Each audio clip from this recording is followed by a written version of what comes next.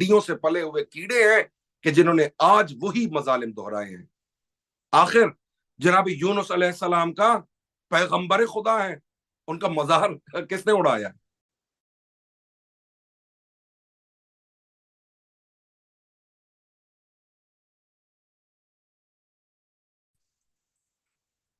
میں اس موقع پر دو گروہوں کو مخاطب کرنا چاہتا ہوں۔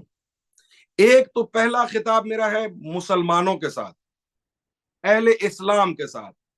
اہل اسلام کے ساتھ یہ عرض ہے کہ حضور بقی مرقد میں 12,000 صدر اسلام کی شخصیات کی قبور مطہرہ تھی، اور کون کون سی؟ پہلا صحابی جو دفن ہوا ہے بقی میں وہ انصار میں سے تھے، دوسرے صحابی پیغمبر جو وہاں دفن ہوئے ہیں عثمان ابن مظعون، وہ صحابی کے رسول اعظم اسلام صلی اللہ علیہ وآلہ وسلم ارشاد فرماتے ہیں کہ اگر میرے قرابت داروں میں سے کوئی اس دنیا سے گزر جائے تو میں یہ چاہوں گا کہ وہ عثمان ابن مظعون کے ساتھ دفن ہو۔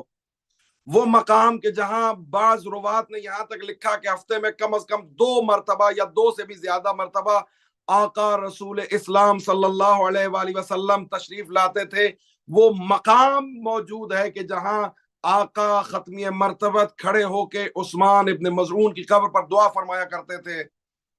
یہ وہ جنت البقیع ہے، یہ وہ جنت البقیع ہے جہاں 12,000، جہاں اصحاب پیغمبر، جہاں حفاظ قرآن، جہاں قرائے قرآن، جہاں مجاہدین اسلام، جہاں شہدائے اسلام موجود ہیں، جن کی قبور موجود ہیں، ان سب کی توہین ہوئی ہے۔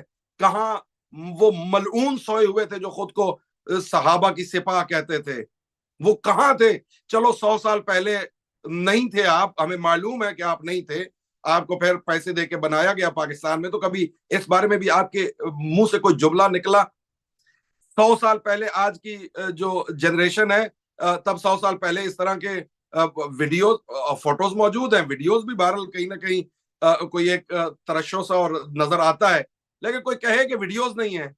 تسلسل ہے آگا، ویڈیو نہ بھی ہو تو آپ دیکھ لیں سوریا میں کیا ہوا۔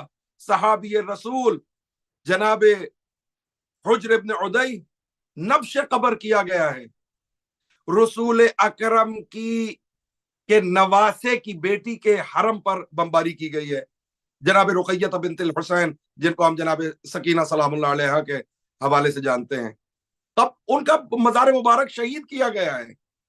وہ تو ویڈیوز موجود ہیں، جنہوں نے کیا شہید وہ پکڑے گئے ہیں، ان کے انٹرویوز موجود ہیں، ان سے پوچھئے کون سی کتابیں پڑھتے رہے ہیں، کس فرقے سے تعلق رکھتے تھے۔ تو کیا اتنی جرت اخلاقی مسلمانوں میں نہیں آئی؟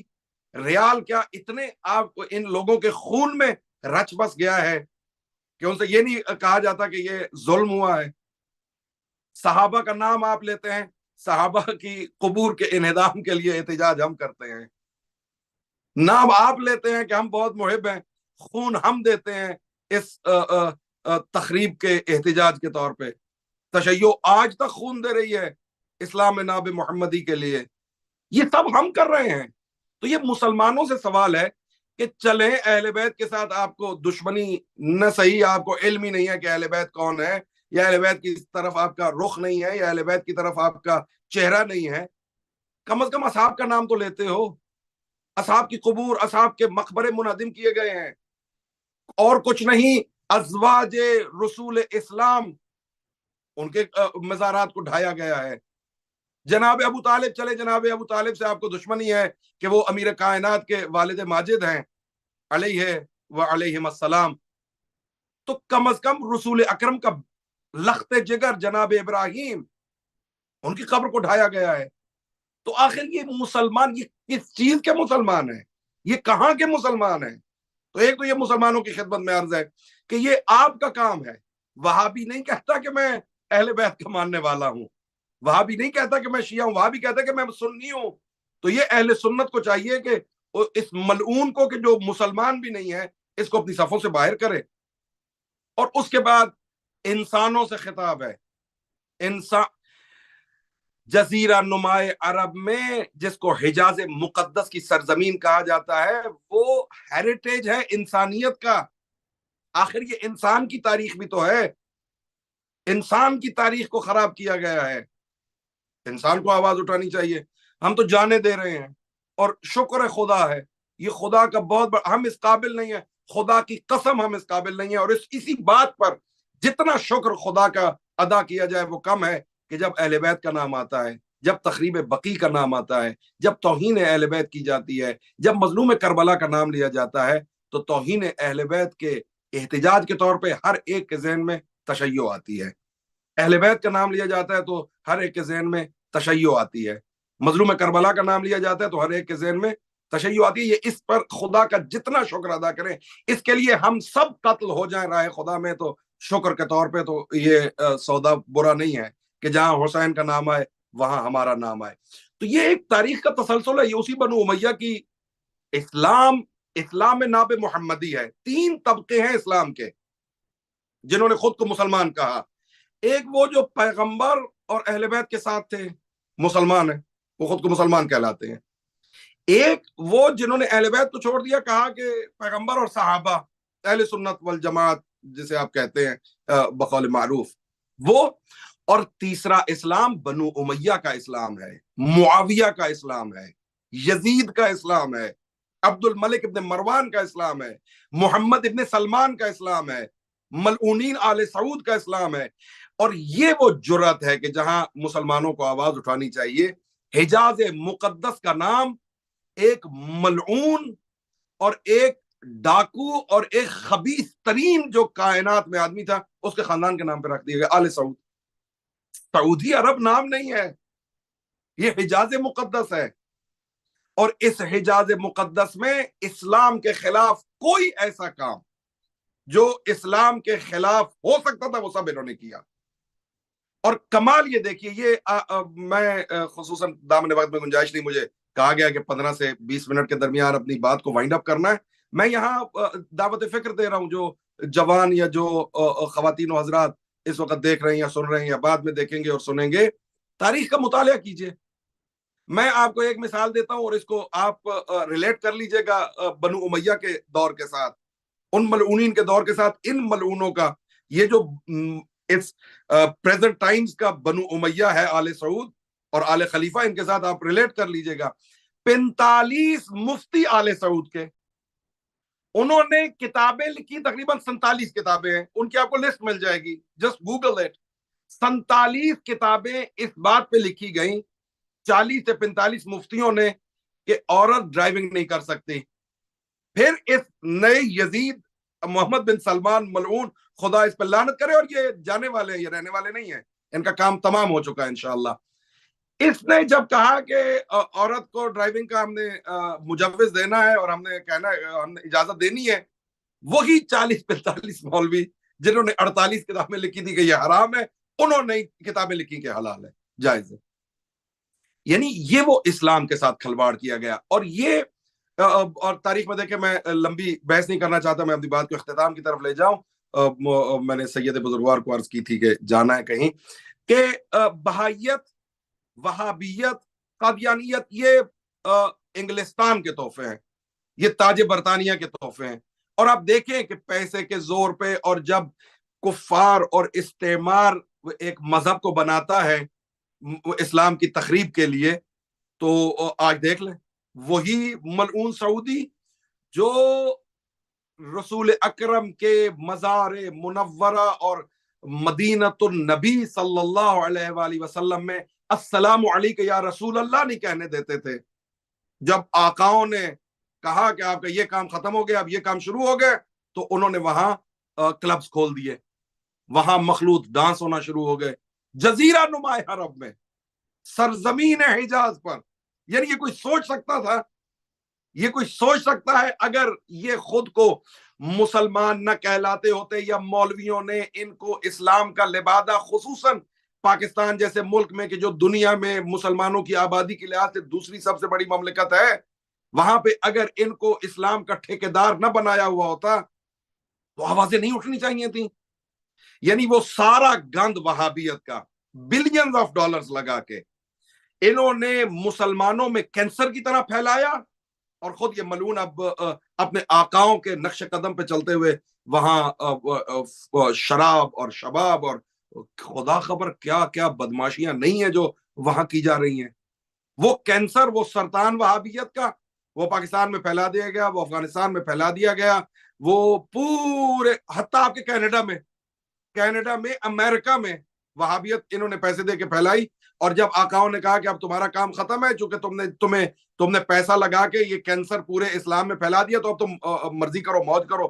تو وہ یعنی ان کے اور پھر یہاں پہ ایک اور آخری بات ہے، کیا کروں کہ اب وقت نہیں بچا، میں بقیہ علماء وہ تفصیل سے اپنے فرمودات کی روشنی میں آپ کو سمجھائیں گے. میں جو بات عرض کرنا چاہتا ہوں وہ یہ ہے کہ ان ملعونین کا پھر بعد میں کچھ اس طرح کی آوازیں آتی ہیں کہ ہم ریکویسٹ کرتے ہیں اور ہم گزارش کرتے ہیں آل سعود سے کہ وہ جنت البقیع میں حرم ائمہ اور حرم بقیع اور اصحاب اور شہداء کی حرم بنانے کی اجازت دیں. نہیں، ہم ذرا التماس نہیں کرتے، ہم ریکویسٹ نہیں کرتے.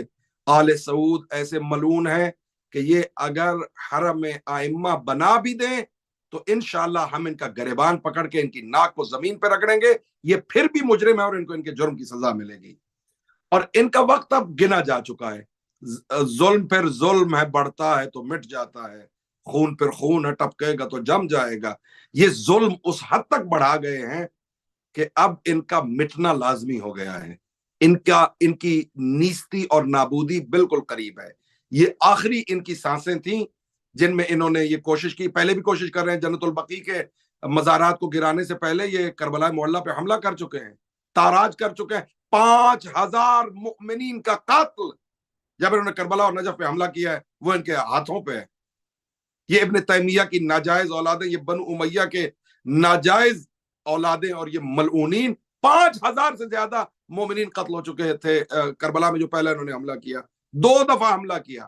یہ آخری ان کا حملہ تھا 2013-2014 میں کہ جب داعش کو بلینز آف ڈالرز دیے گئے، جب جبہت النصرہ جیسی ملعونین تنظیموں کو بلینز آف ڈالرز دیے گئے. جناب زینب سلام اللہ علیہ کے حرم پہ حملے ہوئے، جناب سکینہ بنت الحسین کے حرم کو شہید کر دیا گیا. آپ دیکھیں عسکریین کے حرم کو کربلا سامرہ میں. یہ تمام کے تمام جرائم آل سعود کے ہیں اور آل سعود کو ان جرائم کا حساب دینا پڑے گا. قرآن کریم یہ وعدہ کرتا ہے کہ انہم یرونہ بعیدا ونراہ قریبا. یہ انتقام ان کو لگتا ہے کہ بڑا دور ہے، ہمیں یہ بالکل سامنے نظر آ رہا ہے اور انشاءاللہ ہمارے ہاتھ ہوں گے اور ان ملعونین کا گریبان ہوگا. اور میں آپ کو خدا بند قدوس کی بارگاہ میں ہاتھ جوڑ کے التماساً بھی کہہ رہا ہوں، انشاءاللہ یقین ہے مجھے، ہم اپنی زندگیوں میں جنت البقیع میں سید عالمیان کے حرم مطہر میں ماتم کیا کریں گے اور وہاں سے 40 کی واک شروع ہوگی جو ہم کربلا تک جائیں گے. ہم انشاءاللہ بقیع سے اپنی زندگی میں یہ دیکھیں گے انشاءاللہ کہ یہ ملعونین نیست و نابود ہوں گے اور ہم جنت البقیع کے حرم سے واک کر کے 40 پہ ہم مظلوم کربلا کے حرم میں جائیں گے. اور یہ کوئی انہونی نہیں ہے، ایسا نہیں ہے کہ مولوی خطابت کر رہا ہے یا خطیب ہے تو جملے نہ ہم نے اپنی زندگی میں دیکھا ہے. آج سے 2003 سے پہلے کس کے گمان میں تھا کہ عراق حسینی ہوگا؟ میں خود 90s میں گیا اپنے والد کے ساتھ. میرے والد جس حال میں عراق گئے تھے زیارتوں کے لیے اور کس طرح سے نام بدل کے اور خدا خبر کیا کیا کر کے ان کو عراق کی زیارت پہ گئے تھے. مجھے یاد ہے، میں اس کا بچہ تھا، I was in 4th or 5th. ممکن نہیں تھا، کسی کی سوچ میں نہیں آ سکتا تھا کہ یہ صدام کا عراق حسینی عراق ہو جائے گا. اور اس میں پھر ہم نے دیکھا، اسی عراق کو ہم نے حسینی ہوتے ہوئے دیکھا، اسی عراق میں کہ جس میں 7 لاکھ مؤمنین کو شہید کیا گیا ایران میں اس جنگ میں. اسی عراق میں ہم نے آیت اللہ العظمیٰ سید روح اللہ الموسوی الخمینی رحمہ اللہ تعالی رہبر کبیر انقلاب اسلامی اور آیت اللہ العظمیٰ سید علی خامنئی حفظہ اللہ تعالی، ان کی تصویریں آپ دیکھتے ہیں. یہ ہمارے سامنے ہو رہا ہے. آپ جو میری ایج کے لوگ ہیں یہ مجھ سے بڑے پوچھئے کہ کیا کسی کے ذہن میں بھی آ سکتا تھا کہ ہم پیدل چلتے ہوئے ایران کو کراس کرتے ہوئے ہم کربلا تک جائیں گے؟ تو یہ انہونی نہیں ہے. اسی طرح سے یہ آل سعود نیست تو نابود ہوں گے. ہم جنت البقیع میں عزاداری کریں گے اور جنت البقیع سے یہ 40 کی واک کربلا تک جائے گی.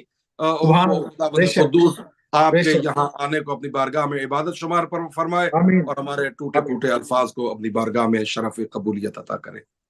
ماشاءاللہ ماشاءاللہ. یہ تھے جناب قبلہ مولانا حسین شیرازی صاحب ٹورنٹو سے. یقیناً انہوں نے بہت زیادہ تاریخی حوالے آپ کے سامنے پیش کیے ہیں اور بہت ہی مدلل گفتگو کی ہے. میں انتہائی شکر گزار ہوں قبلہ مولانا صاحب کا.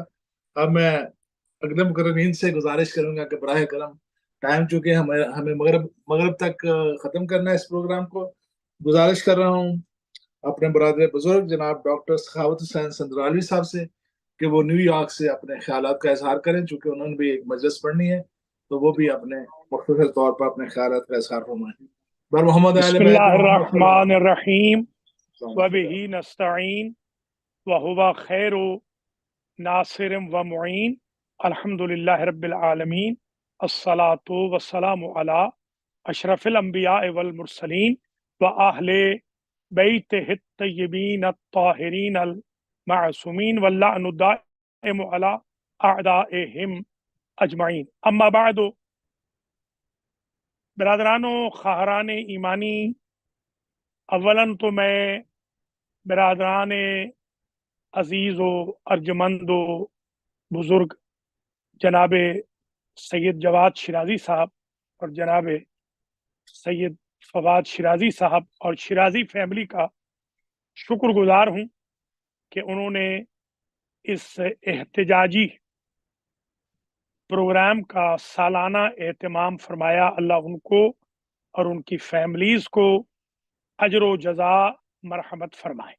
اور میرے برادر عزیز آقا سید حسین شیرازی نے بھی بہترین خطاب فرمایا. اللہ ان کو بھی دیرگاہ توفیق دیے رکھے، اور علامہ امداد حسین شیرازی صاحب قبلہ کے لیے بھی، شیرازی برادران کے مرحومین کے لیے بھی، اور خاص طور پہ جناب علامہ مولانا سید ابرار حسین شاہ صاحب قبلہ شیرازی کے لیے بھی دعا کرتا ہوں مغفرت کی کہ اللہ ان کے درجات بلند فرمائے. ثالثاً میں یہ عرض کروں گا کہ آج ہمارے یہاں مجلس ہے اور اتفاق سے مجلس کا ٹائم ہو چکا ہے، اور یہاں پر ماشاءاللہ سامعین و ناظرین المہدی سینٹر میں پہنچ چکے ہیں. مگر میں ان کی اجازت سے چند منٹ اپنی گفتگو جاری رکھوں گا اور پھر انشاءاللہ آپ سے اجازت چاہوں گا. رابعاً میں یہ عرض کروں گا کہ یہ تحریک جو البقی کی تحریک ہے، گلوبل لیول پر، بین الاقوامی سطح پر، یہ ماشاءاللہ ایک عالمگیر احتجاجی تحریک بن چکی ہے، اور اللہ کے فضل و کرم سے 100 سال پورے ہو جائیں گے. اس 100 سال کے احتجاج نے، یعنی پوری صدی کا جو احتجاج ہے، الحمدللہ اس نے ایک طرف انہدام جنت البقی والوں کی نیندیں حرام کر دی ہیں، اور دوسری طرف مؤمنین میں، مؤمنات میں شعور بیداری پیدا کر دیا. خامساً میں یہ بھی عرض کروں گا کہ ہم ایران اور سعودی عرب کے جو حالیہ تعلقات استوار ہوئے ہیں، اس کو ہم مثبت نظر سے دیکھتے ہیں، مگر اس کا یہ مطلب نہیں ہے کہ ان تعلقات کے ساتھ سعودی عرب جنت البقی کو تعمیر کرے گا یا اس نے کوئی کمٹمنٹ کر لی ہے. پرانی ویڈیوز اٹھا کر ہمارے جو احباب ہیں سوشل میڈیا سے تعلق رکھنے والے، وہ بھیج رہے ہیں. کوئی 10 سال پرانی ویڈیو ہوتی ہے، کوئی 20 سال پرانی ویڈیو ہوتی ہے. جب تک ہمارے مدفونین بقی کے مزارات مقدسہ اور روضہ مطہرہ تعمیر نہیں ہوتے، تب تک ہمارا احتجاج جاری رہے گا. یہاں میں چھوٹے چھوٹے 5 پوائنٹ آج عرض کرنا چاہتا ہوں. پہلا پوائنٹ یہ ہے کہ البقیع البقعہ سے ہے. البقعہ خود ٹوم کو کہتے ہیں، جو روضہ ہوتا ہے اس کو کہتے ہیں بقعہ. اٹھی ہوئی جگہ کو بھی بقعہ کہتے ہیں، ریت کے ٹیلے کو بھی بقعہ کہتے ہیں، ہائی رائز بلڈنگ کو بھی، اونچی بلڈنگ کو بھی बुक़ा कहा जाता है।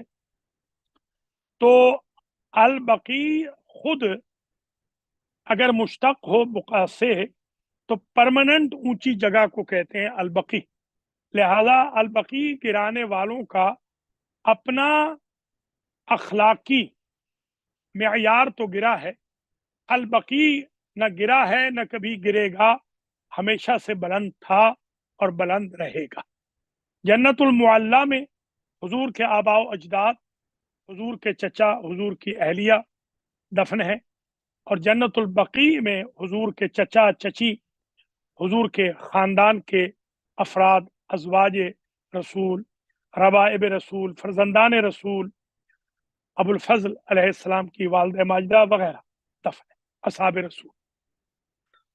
दूसरा पॉइंट मैं ये अर्ज करूंगा कि हजरत नूह अलैहिस्सलाम पड़पोतों ने सबसे पहले यसरिब में यानी मदीना में आकर सुकूनत इख्तियार की थी, और जो कौम तुब्बा के आदिल बादशाह थे वो हुजूर के आने से 1000 साल पहले इंतजार करने के लिए कि हुजूर इस शहर में तशरीफ ले आएंगे, कदम रंजा फरमाएंगे, वो यहाँ तशरीफ लाए थे। बल्कि जो हिमयरी कौम तुब्बा का था वो आदिल बादशाह था, उसने 1000 साल पहले बरिवायत 400 और बरिवायत 4000 उलमा की ड्यूटी लगाई थी कि वो तलाश करें वो जो अहमद नाम के नबी ने आना है वो आ चुके हैं या आएंगे, इसलिए कि तौरात में और ज़बूर में और इंजील में ये मौजूद है कि यहाँ आने वाले हैं। अगरचे हजरत मसीह अलैहिस्सलाम का ज़माना उनके बाद है, मगर उनके पास उलूम मौजूद थे, पीपल ऑफ बुक थे। यही जो हिमयरी कौम तुब्बा के बादशाह थे, इन्होंने एक लेटर भी दिया था हुजूर के नाम, जिसे अबू लैला नामी शख्स ने हुजूर जब तशरीफ ले आए हिजरत करके मदीना तो पेश किया, और हुजूर ने बल्कि दुआ दी, नेमल अख कह के कहा कि वो अच्छा भाई था जिसने मुझे 1000 साल पहले याद किया और जो इंतजार करते रहे मेरी आमद का। तीसरा पॉइंट मैं ये अर्ज करना चाह रहा हूं कि ये सरजमीन है हजरत अकील अलैहिस्सलाम की मिल्कियत थी। इस्लाम में किसी की भी मिल्कियत में अगर कोई डेमोलेशन करनी हो या चेंजेस करनी हो तो उसमें इजाजत की जरूरत होती है। तो ये सऊदी अरब की हुकूमत से पूछा जाए कि किसकी इजाजत से उन्होंने इन रोज़ाहाए मुतहरा को गिराया। चौथा पॉइंट मैं ये अर्ज करूंगा कि यहाँ पर सबसे पहले जो मदफून है वो हजरत उस्मान इब्ने मज़ऊन रजी अल्लाह ताला अन्हो थे, जो हुजूर के सहाबी थे, मौला अली के खास दोस्त थे, और दूसरे साल हिजरत के उनका इंतकाल हुआ। हुजूर ने ही उनका जनाजा पढ़ाया और हुजूर ने ही उनकी कब्र पे साहिबान भी बनाया, और हुजूर ने मौला अली के जरिए बाकायदा तहरीर लिखवा कर उनकी कब्र पे कतबा लगाया, उस्मान इब्ने मज़ऊन, हाजा कब्र उस्मान इब्ने मज़ऊन साहिबो रसूलिल्लाह। तो गोया कतबे लगाना भी, कब्रें बनाना भी, साहिबान लगाना भी, ये तो हुजूर की सुन्नत है। तो ये किन की सुन्नतों पे चल रहे हैं? जो कतबों को उतार रहे हैं, कब्रों को गिरा रहे हैं, साहिबानों को मुनहदिम कर रहे हैं। उसके बाद हजरत इब्राहिम इब्ने रसूल जब दुनिया से तशरीफ ले गए तो तकरीबन अरसा है इनका आपस में, तकरीबन 7 साल के लगभग, 7 साल प्लस है फासला है उस्मान इब्ने मज़ऊन और हजरत इब्राहिम अलैहिस्सलाम फर्जंद रसूल की तदफीन का।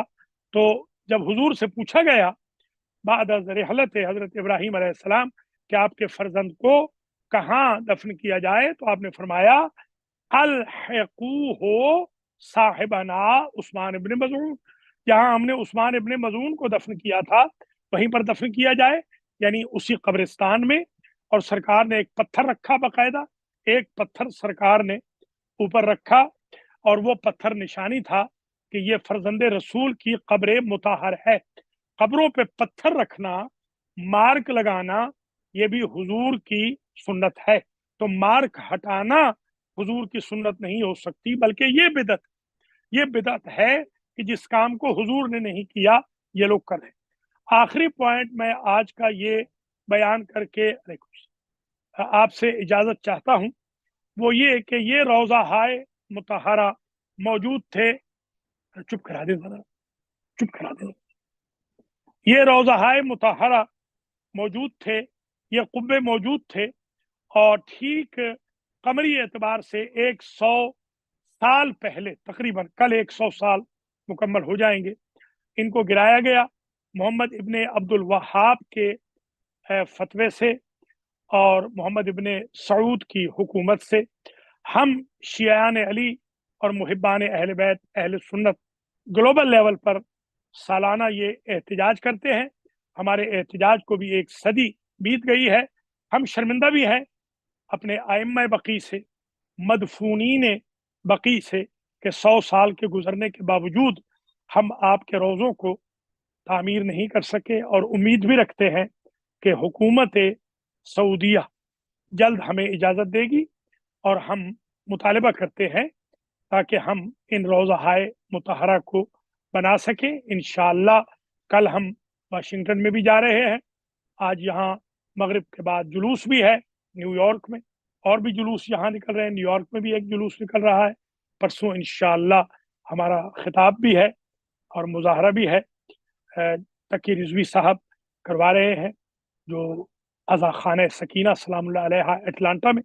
میں تمام بھائیوں سے، شرکاء سے یہ گزارش کروں گا کہ جہاں جہاں البقی کی موومنٹس جاری ہیں ان کو اور کامیاب کیجیے، صرف 8 شوال تک محدود نہ رکھیے، بلکہ ہمیشہ کے لیے پورا سال البقی کی موومنٹ کو جاری رکھیے۔ انشاءاللہ وہ صبح جلد نمودار ہوگی، جس میں قبہائے معصومین ائمہ اطہار اور بی بی فاطمہ بنت اسد، حضرت عباس علیہ السلام، بی بی ام البنین، ازواج رسول، ربائب رسول، حضرت عقیل اور حضرت ابراہیم، حضرت اسماعیل ابن جعفر صادق علیہ السلام، اور جو خانوادہ اہل بیت کی بیویاں ہیں، ام کلثوم، جناب رقیہ، جناب فاطمہ کبریٰ، جناب فاطمہ صغریٰ، جناب لیلا، جناب رباب اور جناب لبابہ وغیرہ، ہم تقریباً 100 مخدرات وہاں پر دفن ہیں، 10,000 اصحاب رسول وہاں پر ہیں، کچھ اصحاب بدر بھی ہیں، اور بہت سارے اصحاب احد بھی ہیں۔ وہ دن دور نہیں کہ جب یہ حرم مکمل ہو چکا ہوگا، روضۃ امیر ہو چکے ہوں گے، بی بی پاک کا بھی احتمال قبر ہے وہاں پر سلام اللہ علیہ۔ میں جناب شیرازی برادران کا، شیرازی فیملی کا شکر گزار ہوں۔ اللہ تعالیٰ ان کے بزرگ علامہ ابرار حسین شیرازی صاحب کو کروٹ کروٹ جنت نصیب فرمائے، جنہوں نے ہمارے بچپنے سے یہ تحریک شروع کی تھی، اور میں ان کے ساتھ ہمیشہ شریک رہا ہوں۔ یہاں پر جتنے علماء تشریف فرمائے ان کی طرف سے بھی، جو مومنین مومنات تشریف فرمائے ان کی طرف سے بھی، اس احتجاجی تحریک میں اور شیرازی صاحبان کے اس پروگرام میں میں ان کی طرف سے بھی صدائے احتجاج پیش کرتا ہوں، اور اب آپ سب سے التماس سے دعا رکھتا ہوں۔ والسلام علیکم ورحمۃ اللہ وبرکاتہ۔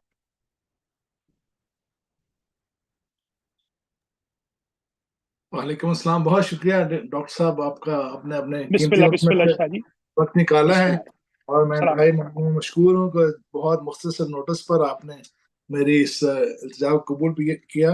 اب میں درخواست گزار ہوں بلا تاخیر جناب ڈاکٹر سلمان حسن عابدی صاحب سے، انہوں نے بھی دعائے کمیل میں شرکت کرنی ہے، براہ کرم اپنے جذبات کا اظہار فرمائیں۔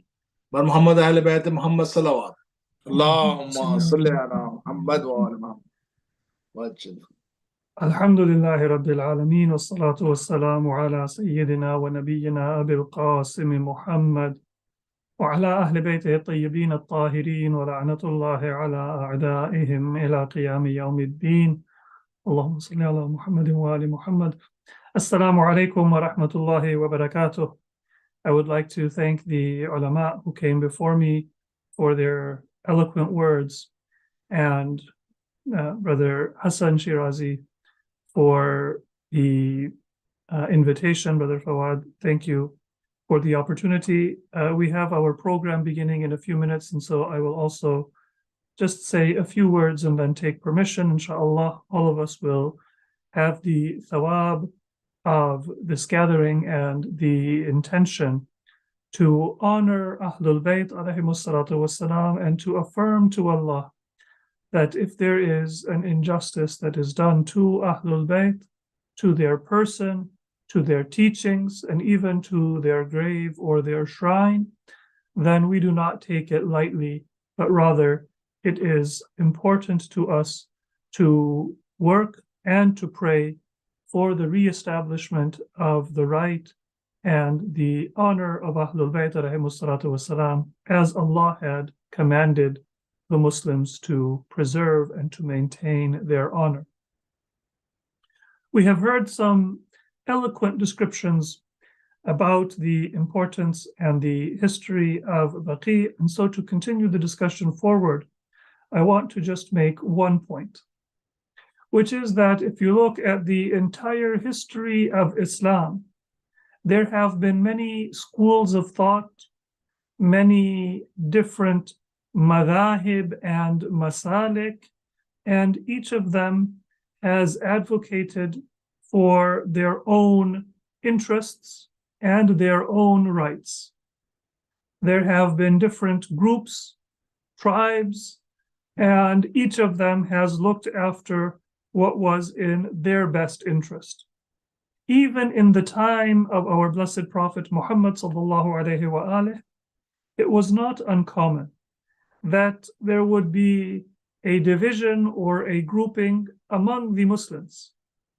And rather than reflect that they were one ummah, you will find that the Aus and the Khazraj, they may have a dispute among themselves. You may find that Aus and Khazraj will come together as the residents of Medina, and they will stand in opposition to Quraysh. And the historical allies, even from before the days of Islam, Quraysh and Thaqif, they will form one party, and they will oppose the rights or the interests of the people of Medina. And this took place in the time of our Prophet Muhammad sallallahu alaihi wasallam and in the time of our Imams. One of the reasons why the conspiracy against Islam and the conspiracy against Ahlul Bayt alayhimus salam succeeded in Saqifa was because of these same tribal animosities.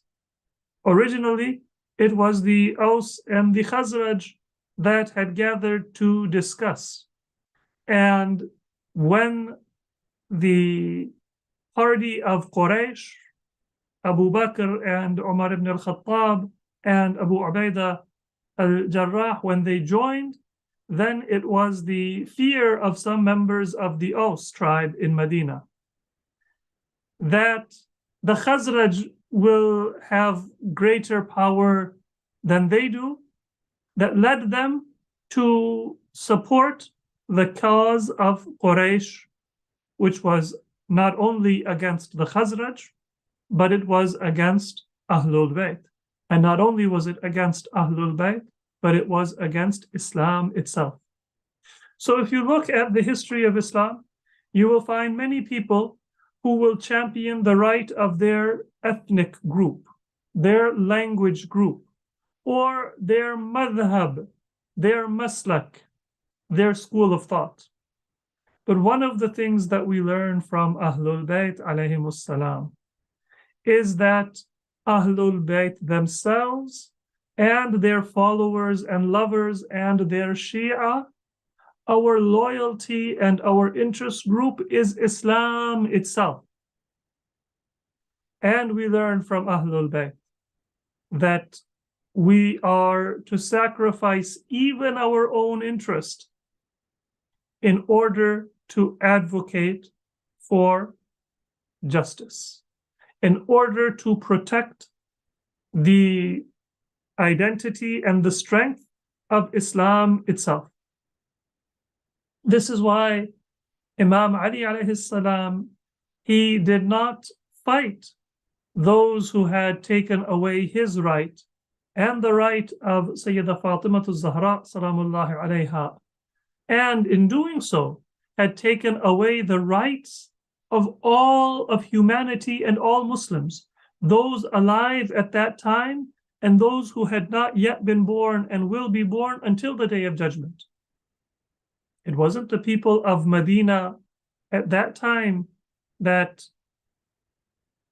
were oppressed and were at a loss because of the madlumiyah and the oppression of Ahlul Bayt. You and I also lost the ability to live in an ummah where Imam Ali was the one who was able to succeed Prophet Muhammad sallallahu alaihi wasallam in his outward political authority and guide the ummah on the path defined by Allah. And not just you and I, but even our children and our grandchildren and our descendants were oppressed, even though they are not yet born, because of that original injustice. Why did Imam Ali not fight? Well, Imam Ali himself, as quoted in Nahj al-Balagha, he says that I will maintain my silence so long as the one who is suffering and is oppressed is myself. Because my opposition is not for my sake, my opposition is for the sake of the ummah.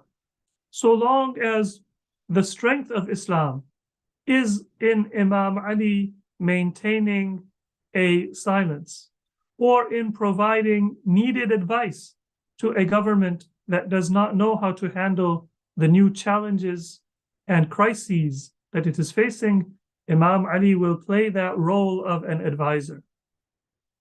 And some people looking at history, they make the mistake that they think that Imam Ali was pleased with the direction that the caliphs were taken, that Imam Ali supported their policies. This is not true. Imam Ali has explicitly stated what was his right, and Imam Ali in Khutbah al-Shiqshaqiyah, which is also quoted in Nahj al-Balagha, clearly states that those who came before him had oppressed him. But what we learn from Imam Ali is that we are looking at the needs and the interests of the religion, of Islam itself, of humanity, and not just our interests. The campaign for the rebuilding of Baqi is not a Shi'i issue. It is not even just a Muslim issue, but it is in line with that value system and that teaching of Ahlul Bayt. Because in reality, the rebuilding of Baqi is for us to restore the centrality of the spirituality of Islam, so that Hajj is not just an empty ritual, but rather it is a ritual that is performed and that it also is able to bring the Muslims together to fulfill the purpose that Allah subhanahu wa ta'ala has destined for this religion, which is to spread truth and justice throughout the world.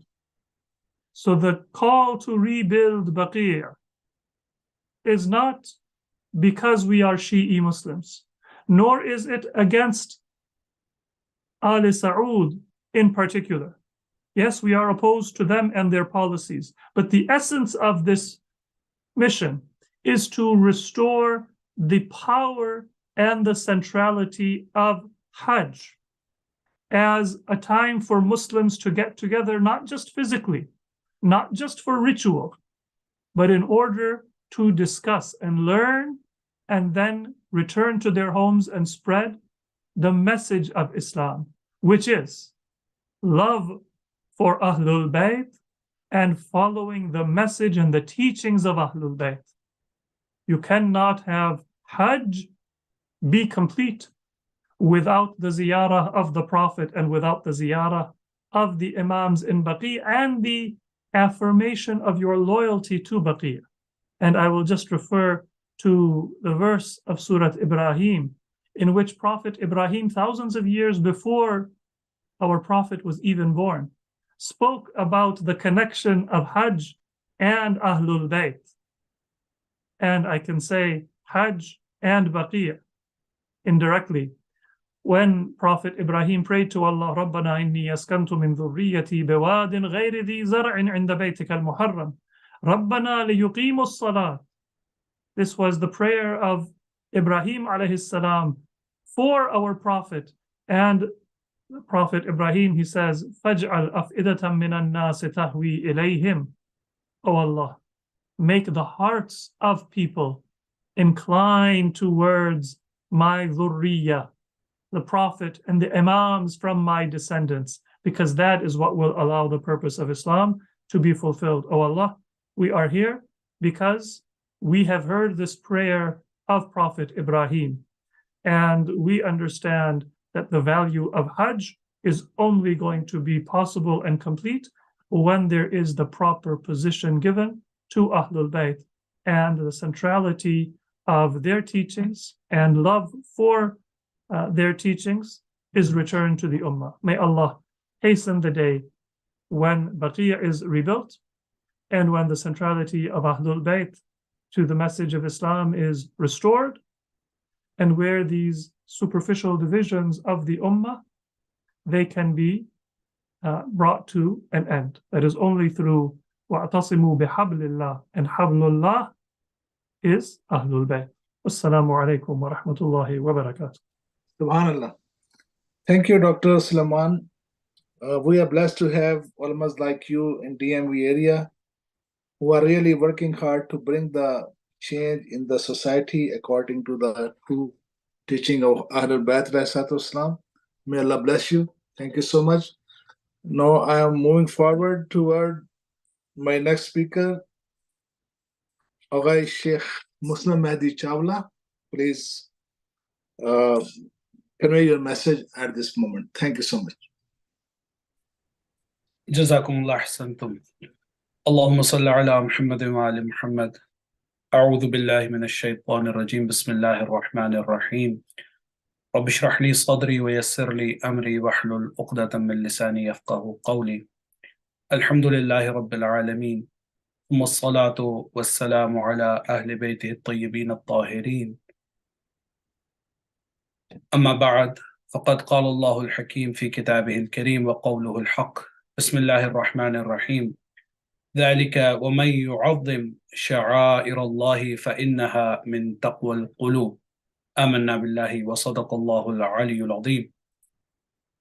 Respected elders, dear scholars, brothers and sisters in Iman, Assalamu alaikum wa rahmatullahi wa barakatuh. First of all, I am grateful to the organizers of this event, and I am especially grateful that this honor is given to me to be the part of this esteemed panel to share my thoughts on this sad occasion which we are commemorating tonight, and especially this year when we are commemorating the 100th anniversary of the demolition and destruction of a very dear to us land, Al-Baqi. So first of all, I would like to offer my condolences to all of you and to the Imam of our time, as our hearts are saddened and we feel sad about this reality that as we see that our ancestors, our loved ones, or any ordinary person who is buried in any cemetery can have a visitor freely visiting the graves, or can have this opportunity to pay respect to their deceased family members or their deceased relatives or their spiritual leaders. Unfortunately, we are deprived of this blessing, and especially the very holy very holy personalities of Islam. And when we speak about these holy personalities, they are not limited to Shiite Islam. They are beloved to all Muslims. And as the speakers before me very eloquently have in detail analyzed the reasons and also the reality of and the historical background of Al-Baqi, I would not go into depth of that. I just wanted to analyze a little bit about the significance of visitation of these shrines and why these are very dear to us, and very similarly why they are targeted by the enemies of Islam, if I will. So, brothers and sisters, I recited the verse from Surah Al-Hajj, verse number 32. Allah subhanahu wa ta'ala says, Bismillahir Rahmanir Rahim, ذَلِكَ وَمَن يُعَظِّمْ شَعَائِرَ اللَّهِ فَإِنَّهَا مِن تَقْوَى الْقُلُوبِ. That to respect the symbols of God is the sign of a pious heart. So these are the Sha'a'irullah, visitation of the graves of the personalities who have given everything they possessed to an extent where they gave their lives to Islam. Also, when we speak about the other verse of Holy Quran where Allah subhanahu wa ta'ala is commanding the Prophet of Islam that Bismillahir Rahmanir Rahim, قُلْ لَا أَسْأَلُكُمْ عَلَيْهِ أَجْرًا إِلَّا الْمَوَدَّةَ فِي الْقُرْبَى. That, O my Prophet, when the people want to offer you or they are offering you any compensation in return to what you have done in terms of favoring them with the light and guidance given by Allah subhanahu wa ta'ala and delivering to them, tell them, keep my qurba, my family members, my loved ones closer to you and pay your love, your respect to them. So brothers and sisters, these are some Quranic evidences which are encouraging factors for not only the followers of Ahlul Bayt, but for any Muslim who has faith in Islam and Quranic verses, that a person needs to pay respect and a person needs to show love to the family of the Prophet, to the Prophet and Ahlul Bayt. So this is one of the signs. And as the previous speakers have very eloquently have shed the light how spiritually and psychologically in terms of human behaviors, it is very encouraging, very empowering for the believers to be connected to all these personalities. Because part of our belief is that when a soul departs from this world after the death, Allah subhanahu wa ta'ala has given this opportunity to the souls to be connected with the living individuals.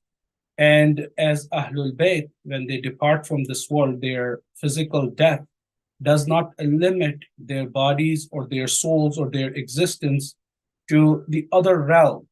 Therefore, it is a big, important source for us to be connected to our imams and to pay our respect to them. And in terms of the human understanding, as I have referred to that, if you see any religion, any culture, any civilization, they keep their dear one remembered. So one of the examples is the pyramids. So they would keep their deceased alive or by preserving their bodies. So when we speak about these holy personalities of Islam, so we have to analyze that a group of Muslims, majority of them, millions and millions of them, they want to practice not only their rights, but also they want to fulfill that responsibility which Allah has commissioned them with. Therefore, they want to visit the shrines. But on the other side, a very small minority who claim themselves to be Muslim, but they have a deep animosity towards the family of the Prophet and to the Prophet himself. So we all know that these are the people who did not accept Islam until the conquest of Mecca.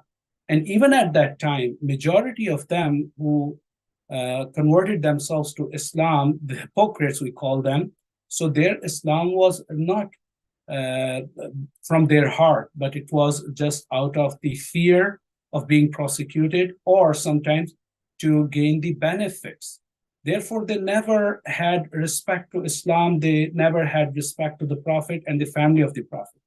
Hence, we see right from the beginning, they had a barbaric relationship towards the Prophet and his holy family right after the demise of the Prophet. If we analyze and we go through the historical evidences, we see right from the moment of the demise of the Prophet, let alone that there are many attempts of the assassination of the Prophet by these hypocrites. And we have historical evidences written by non-biased historians. In many references, we can find the traces to an extent where they said that even the demise of the Prophet was in result of the attempt of assassination by poisoning him. So it started right from that moment when they entered Islam in the disguise of Islam, but having hatred towards the Prophet, towards Islam, and to the family of the Prophet in their heart. So we see right from the beginning, Banu Umayyah and then later Banu Abbas. So their efforts were to eliminate the name of the Prophet. Therefore, we see right after the demise of the Prophet, few days after that, the beloved daughter of the Prophet of Islam, Sayyidah Fatima Zahra salawatullahi wa salamuhu alayha, when she departs from this world, we again see the danger of these enemies of Islam, the hypocrites, munafiqeen, that her grave was hidden from the Muslims, from the people, because there was a fear that they would disrespect that grave of that noble lady. Therefore, we see the will of Sayyidah Fatima Zahra, dafinni bil layl, kaffinni bil layl. So all that shows us that there was a serious threat by these munafiqeen. Similarly, when we speak about the martyrdom of Amirul Mu'mineen, it is said that at least 4 funerals and coffins were prepared, and one was sent towards Mecca, other was sent to Medina, another was sent to Yemen, and one was sent to Najaf. So, and some historians would say that almost 40 graves were dug just to keep it secret and away from munafiqeen. Imam Hassan al-Mujtaba. So we see the tragic episode of his burial, where no one has ever seen an oppression to this extent that his funeral and coffin was attacked, and it was showered with the rain of the arrows to an extent where his funeral had to be brought back at home, and again had to go to bury it. So Imam al-Mujtaba is among the imams who is buried in Baqi. And later Sayyid al-Shuhada, we all know that for almost 3 days, his body was left on the plains of Karbala without the burial. All that shows that there were people right from the beginning of Islam, from the time of the Prophet, who were making all their best to assassinate and to wipe out the name of the family of the Prophet and Prophet himself and to Islam. So it is evident to us. And after that, if we go through the historical trajectory, we see Banu Abbas, after Banu Umayyah, they also did the same thing. Banu Umayyah, they displayed their animosity towards the Prophet and the family of Islam openly, but Banu Abbas, in the disguise of having their relationship to the family of the Prophet, they dealt with Ahlul Bayt with equal hatred as Banu Umayyah had. Therefore, we see that during the time of someone like Mutawakkil, there were many, many times efforts to destroy the shrine of Imam Sayyid al-Shuhada. And then on and off, we see as the rulers were coming and having the Islamic governments reign in their hands, and based on the animosity they had towards the Ahlul Bayt, they tried to destroy those graves. But when some of the other rulers, they came and they let these shrines built by the followers of Ahlul Bayt and by other Muslims as well. So I'm not saying that it is the paying respect to the graves of Ahlul Bayt is limited to the school of Ahlul Bayt, only to Shias, but Sunnis, they were equally interested in that. Therefore, we see in some of the Islamic governments, the buildings were built and the shrines were built, and Shias, they were given this freedom to pay their respect. But at the same time, on the other side, we see Banu Umayyah and Banu Abbas now turning into another movement, which is called the movement of Salafiyah and Wahhabiyah. And we see them gaining power to an extent where they give their hands in hands of Al Saud, and they form a government who is extremely oppressive towards the followers of Ahlul Bayt and to Ahlul Bayt themselves. And approximately 100 years, lunar years, we see that they destroy the graves of Ahlul Bayt. And they form a state, a legitimate state, and they name that state Al-Hijaz with their own ancestry name, their tribal name. So, brothers and sisters, let me conclude it here by reminding us some of the personalities who are buried there, to remind us of the importance of this cemetery, this graveyard.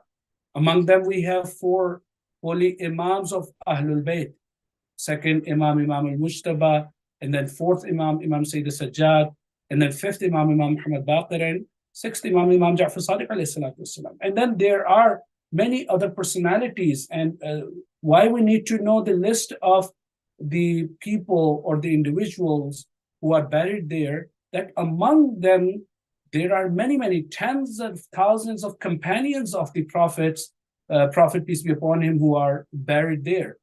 And among them, Abbas ibn Abdul Muttalib, we know the wives of the Prophet like Zainab, Maria, and Zainab bint Jahash, and Hafsa and Safiya, and Aisha, Salama. So all these are personalities who are buried there. And when we talk about, these are some of the names, and some of the Ashab are buried there. Jabir ibn Abdullah al-Ansari, Uthman ibn Mad'un, who is among the foremost, or in fact, the very first person who was buried there. And it is said that Baqi was so beloved to the Prophet of Islam that he himself used to pay respect. He used to go there. He used to visit there. Imam Amirul Mu'minin Ali ibn Abi Talib, salawatullahi wa salamu alayhi, Allahumma salli ala Muhammad wa ali Muhammad.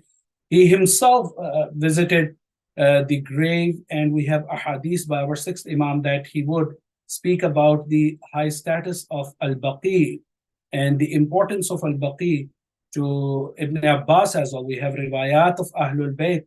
They were going and visiting all these personalities. Among the Ashab, Abu Sa'id al-Khudri, we know that Abdullah ibn Mas'ud is there, and Miqdad is there, Abdul Rahman ibn Auf is there. So these are few individuals who are buried in Baqi. The mother of Amir al-Mu'mineen, al-Baneen, the mother of Abu Fadl al-Abbas, Farwa, the mother of Imam al-Sadiq. So all these are the holy personalities, the family of the Prophet, wives of the Prophet, grandchildren of the Prophet, and ashab of the Prophet. The reason why I'm mentioning these names, that all these names are, as they are having a reverence near Shi'as of Ahlul Bayt, they have reverence near Ahlul Sunnah as well. So the question which always comes in our minds, that whenever we see a protest is going on, a voice is raised to rebuild Baqi, most of the times, I'm not saying it does not come from Sunnis, but most of the times, Shi'as, they try to keep it alive. And although this is a source of pride for us, it's a responsibility, and we affirm that it is a responsibility. And in fact, we admit that we have shortcomings. Until it is built, we need to remember them every day. We need to protest on daily basis.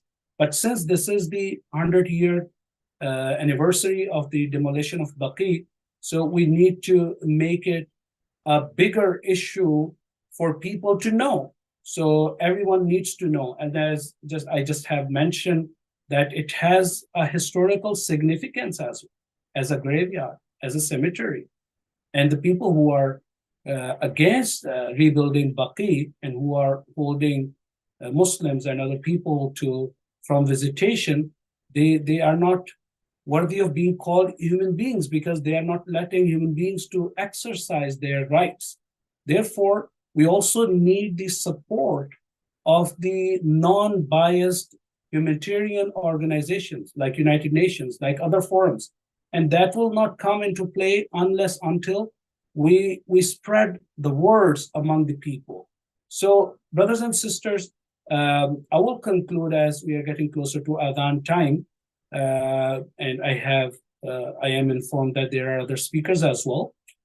One thing in the conclusion I would like to mention, and I would reiterate to myself and to all of you, that inculcating the love of Ahlul Bayt in our hearts and instilling this in the hearts of our children, our upcoming generation, is extremely important. We also need to educate them about the teaching of Amirul Mu'mineen Ali ibn Abi Talib alayhi salatu wasalam. That he says, Kuna lil-zalimi khasman wa lil-mazlumi awnan. These are the golden words of Amirul Mu'mineen. We can find these words in his last will. There he's saying, oh my two children, and then since in the beginning he says that this wasiyah, this will is extended to anyone who would receive it. So I would like to extend this will of Imam Ali and remind myself and all of you that it is part of our faith that we need to stand with the oppressed one and we need to stand against the oppressor, no matter whoever is oppressed and whoever is the oppressor. But if oppressor is the one who is the benefactor of Islam, the oppressed who belongs to a family who has given everything for Islam, then our responsibility becomes greater. Therefore, it's our responsibility, it's the responsibility of every Muslim, it's the responsibility of every free man, every free human being to raise their voice for rebuilding Baqi. And inshallah, we will continue speaking against this barbaric regime who has no mercy on human beings, on the followers of Ahlul Bayt, to an extent that they do not allow these graves to be rebuilt or to be built. We express our disassociation with all the oppressors by praying to Allah subhanahu wa ta'ala to make the reappearance of Imam of our time, he who is the source of peace and justice, as it is said in Hadith, يَمْلَأُ الْأَرْضَ قِسْطًا وَعَدْلًا كَمَا مُلِئَتْ ظُلْمًا وَجَوْرًا. Inshallah, we pray and we hope that inshallah it will be rebuilt soon, and inshallah we will be able to go visit the shrines, pay our respect, and seek the proximity of Allah subhanahu wa ta'ala as He commands, وَابْتَغُوا إِلَيْهِ الْوَسِيلَةَ, and pay our respect as He commands, وَمَنْ يُعَظِّمْ شَعَائِرَ اللَّهِ, inshallah very soon, and inshallah in the companionship of our Imam. I pray to Allah subhanahu wa ta'ala to hasten his reappearance and include us among his supporters and companions and strengthen us to stand against every oppression and to help us to rebuild this great cemetery. Wassalamu alaikum wa rahmatullahi wa barakatuh. Thank you so much, Sheikh Muslim Adi Chawla, for your kind words and valuable information. I really appreciate for your kind words. So now I'm going to invite अपने brother मोहतरम जनाब सैयद नासिर हुसैन साहब, जो कि new Jersey से उन्होंने हमें join किया है, कि वो आज के इस मौजू के हवाले से अपने जज्बात का इजहार फरमाएं. ब्रदर सैयद नासिर हुसैन. أعوذ بالله من الشيطان الرجيم بسم الله الرحمن الرحيم الحمد لله رب العالمين والصلاة والسلام على أشرف الأنبياء والمرسلين سيدنا ونبينا وشفيعنا بالقاسم محمد اللهم صل على محمد وآل محمد وآله الطيبين الطاهرين. أما بعد، فقد قال الله سبحانه وتعالى في كتابه المبين وأصدق الصادقين وقوله الحق. بسم الله الرحمن الرحيم. وسيعلم الذين ظلموا أيام منقلب ينقلبون. اللہم صلی علی محمد وآل محمد وعجل فرجہم۔ پروردگار عالم کو ظلم ناپسند ہے اور وہ چاہتا ہے کہ دنیا میں عدل اور انصاف کی حکومت قائم ہو جائے۔ ظالمین کو وہ نیست و نابود کرنا چاہتا ہے، اور ظالمین کے خلاف قرآن مجید میں اس نے بار بار یہ آگاہ کیا ہے کہ یہ ظالمین جو ہیں وہ ایک ایسے نتیجے اور ایک ایسی منزل پر پہنچیں گے کہ جہاں پر ان کے ظلم کا بدلہ دیا جائے گا۔ اس آیت میں بھی یہی کہا گیا ہے کہ ظالمین یہ نہ سمجھیں، میں نے مفہوم کے طور پر بیان کر رہا ہوں، کہ وہ چھوڑ دیے گئے ہیں اور ان کو پوری آزادی ہے۔ ایک دن ایسا آئے گا کہ ان کو پتہ چلے گا کہ وہ کس منزل پر پلٹائے گئے ہیں۔ اب عزیزو، ظلم تو پوری دنیا میں ہے اور ہر جگہ ہے، لیکن ظلم جب ان پر ہوتا ہے کہ جو ظلم کے دفع کرنے کے لیے، ظلم کو ختم کرنے کے لیے آئے تھے دنیا میں اور پرچم حق کو بلند کرنے کے لیے آئے تھے، تو وہ ظلم بہت ہی سخت ہوتا ہے اور بہت ہی تکلیف دہ ہوتا ہے۔ جس نے ہم کو ظلم سے دور کیا، جس نے ہم کو عدل اور انصاف کی طرف بلایا، جس نے ایمان کی طرف پکارا، جس نے صدا دی توحید کی، جس نے ہم کو نیکی کی طرف راغب کیا، جس نے ہم کو ہدایت دی، جس نے ہم کو تعارف کرایا، جس نے ہمارا اللہ سے اور توحید سے، اس ذات پر ہی جب ظلم ہو جائے تو یہ سب سے بڑا ظلم ہوگا۔ اور یہ ظلم متواتر ہے، مسلسل ہے۔ ابھی مجھ سے پہلے انگریزی میں بھی یہ بیان کیا گیا ہے کہ اول سے شروع ہو گیا تھا، ظلم کا خاتمہ نہیں ہوا، ظلم کا سلسلہ جاری ہے۔ ایک ظلم وہ تھا کہ جب ان کی حیات تھی، جب ان کی خود کی حیات نہ رہی تو ان کی اولاد سے ان کا بدلہ لیا گیا، جس کے نتیجے میں ہی یہ معرکے کربلا کے ہوئے اور صفین و جمل کے ہوئے کہ ان کی اولاد سے، ان کی آل سے خود سے نفرت تھی۔ وہاں تک تو سمجھ میں آتا ہے، لیکن اس کے بعد نسلن بعد نسلن، یعنی 11 اماموں کا سلسلہ ہے کہ جہاں یہ ظلم اور زیادتی ہوتی رہی، مختلف عنوان سے اور مختلف انداز میں۔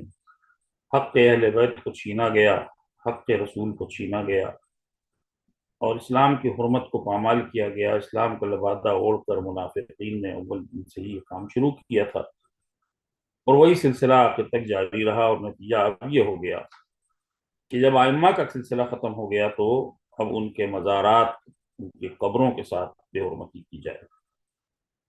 یہ کس قسم کی دشمنی ہے، یہ کس قسم کا دین ہے، یہ کس قسم کی بات ہے؟ دنیا کا کوئی بھی باشعور انسان اس بات کو قبول نہیں کر سکتا کہ کسی کے مرنے کے بعد اس کو جب دفن کر دیا جائے اور اس کی قبر کے ساتھ پھر بعد میں بے حرمتی کی جائے، اس کے مزار کے ساتھ بے حرمتی کی جائے۔ یہ صدیوں پرانی یہ دشمنی جو چلی آ رہی ہے، اس کی کا سلسلہ ہے کہ ہماری اور آپ کی آنکھوں نے دیکھا کہ سامرے میں بھی یہی کام کیا گیا تھا۔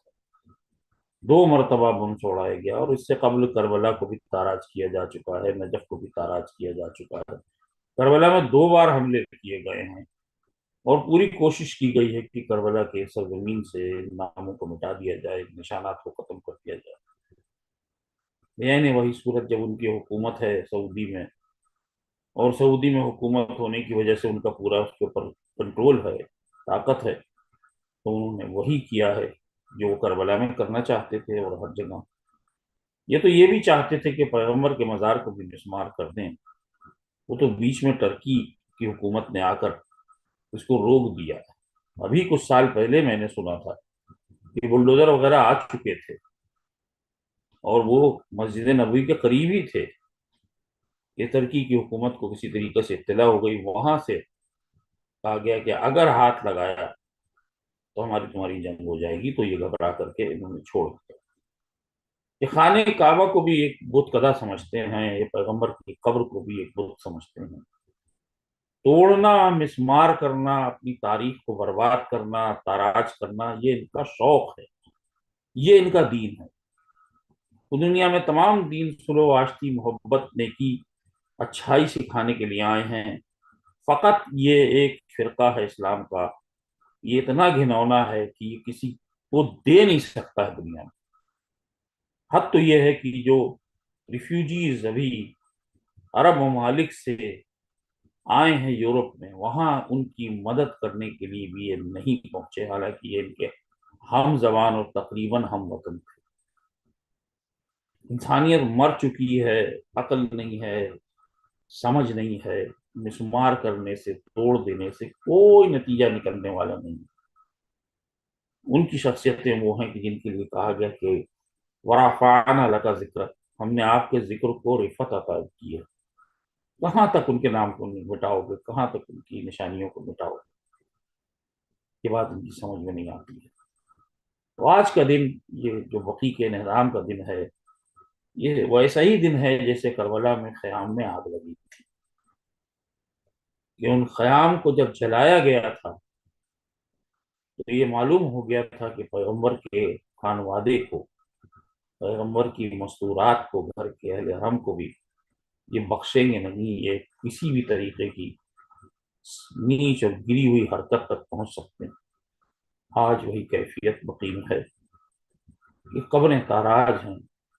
ہمارے والدین کی قبریں تو محفوظ ہیں، ہمارے بزرگوں کی قبریں محفوظ ہیں. ہمیں آزادی ہے کہ ہم جب چاہیں ان قبروں پر جائیں، قرآن کی تلاوت کریں، فاتحہ کریں، مجلس پڑھیں، مجلس کریں، ماتم کریں، ان کے لیے سب کچھ کر سکتے ہیں انہی قبروں پر. لیکن ہائے افسوس کہ زہرا کے لال کی قبریں خالی تاراج پڑی ہیں، اس پر سائبان بھی نہیں. تو آج کا دن ویسا ہی ہے کہ جیسے لاش حسینی کو کربلا کے میدان میں چھوڑ دیا گیا. ان کو ویسے ہی کیفیت ہے کہ قبروں کو کھلے چھوڑ دیا گیا. اب کیا اس میں ذمہ داری ہوتی ہے؟ اگر ہم کربلا میں ہوتے تو کیا امام حسین کی لاش کو، جس کو پامال کر کے چھوڑ دیا گیا تھا، کیا اس کو ہم بے کفن چھوڑ دیتے؟ کیا ہم اسے بے دفن چھوڑ دیتے؟ نہیں، ہم یہ نہیں کر سکتے تھے.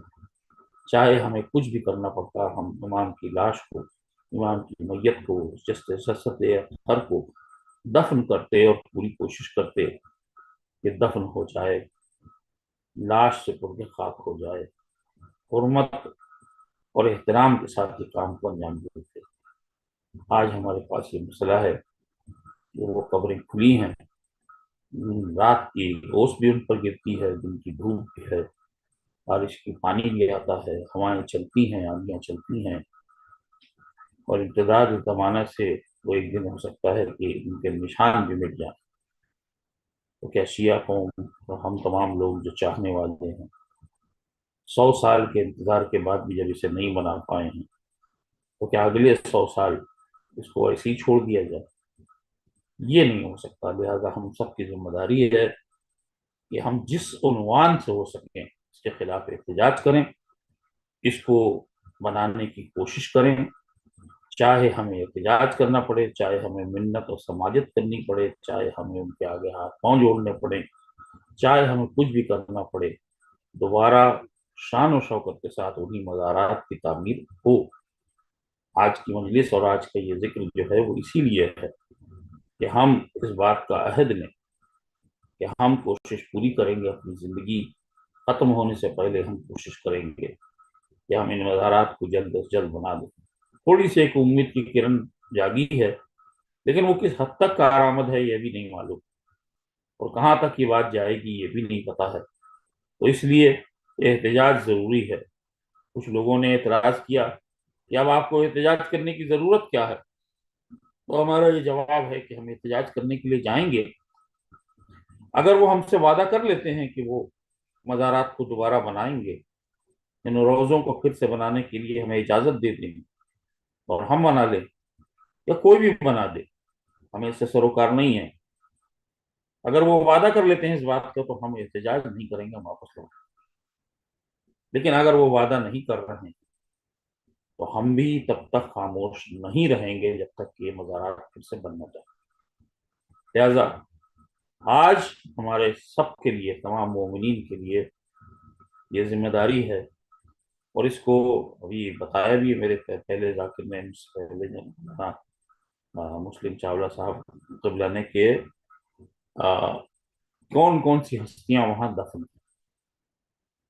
ہر امام کی قبر کو کہا گیا ہے کہ وہ ریاض الجنت ہے، یعنی جنت کا ٹکڑا۔ تو اگر امام کی قبر جنت کا حصہ ہے تو ہم تو چاہتے ہیں کہ اس جنت کی خاک بھی ہم کو مل جائے، اس جنت کی زیارت بھی ہم کو ہو جائے، اس جنت تک ہم پہنچ بھی جائیں۔ ضروری یہ ہے کہ ہم اسی طریقے سے اس کو بنائیں جس طریقے سے کربلا اور مظفر، کاظمین و سامرے اور مشہد کے روزے بنے، اور اس کے لیے ہمیں پوری کوشش کرنی چاہیے، چاہے ہم کو اس کے لیے حکومت سے بات کرنی پڑے، چاہے سوشل میڈیا پہ کوشش کرنی پڑے، چاہے لوگوں میں اویئرنیس پیدا کرنے سے کوشش کی جا سکے، جس انداز میں ممکن ہو ہمارا مقصد پورا ہو جائے، اس کے لیے ہماری کوشش ضروری ہے۔ لہذا آج ہم کو یہ عہد لینا چاہیے کہ جس طرح سے ہم اپنے والدین کی قبر کی حفاظت اور دیکھ ریکھ، اور اگر وہ ان میں کوئی بوسیدگی آ جائے تو ان کی تعمیر نو کرتے ہیں، اس سے کہیں زیادہ اہم اور اس سے کہیں زیادہ محترم ہے وہ سرزمین، وہ زمین کا ٹکڑا کہ جہاں وہ دفن ہے۔ تو ہمیں پھر سے موقع ملے کہ ہم ان مزارات کی تعمیر کر سکیں اور یہ کہہ سکیں کہ ہم نے دین کی خدمت کی ہے۔ مودت اہل بیت کا امتحان یہی ہے، گھر میں بیٹھے رہنے سے، بغیر کچھ کیے یہ امید کرنا کہ مزارات بن جائیں گے، یہ ناممکن ہے۔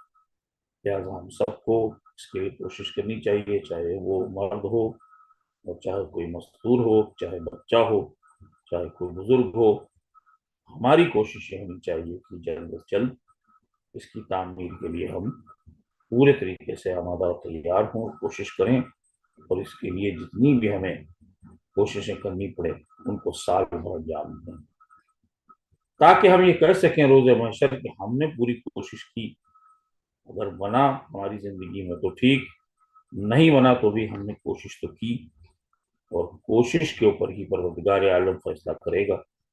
جنہوں نے کوشش نہیں کی ہے ان کو کچھ نہیں ملنے والا، اور جنہوں نے کوشش کی ہے ان کے لیے یہ ہوگا ضرور کہ کم از کم نیت پاک و صاف تھی، خدمت اہل بیت کا اور اہل بیت کے لیے ایثار کا جذبہ تھا، تو اس کے نتیجے میں ضرور ثواب بھی ملے گا اور انعام بھی ملے گا۔ لہذا ہم سب کو اس کے لیے کوشش کرنی چاہیے۔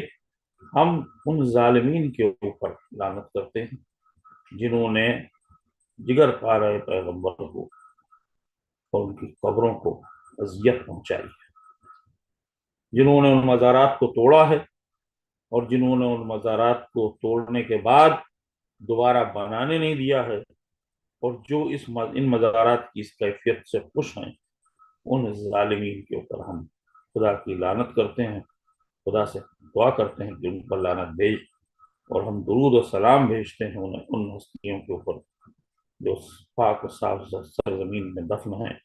ہمارے ماں باپ ان کے اوپر قربان ہوں کہ انہوں نے دین کی دفاع کے لیے شہادت کے جام کو نوش فرمایا، اور اس دنیا سے پیغمبر کی وہ اولاد ایسے گئی ہے کہ بے سر و سامانی کی کیفیت میں کسی کے لاش پر تیر چلے، کوئی قید و بند کی مصیبت میں تھا، کوئی زہر دغا سے شہید کیا گیا، کسی کو قتل کیا گیا۔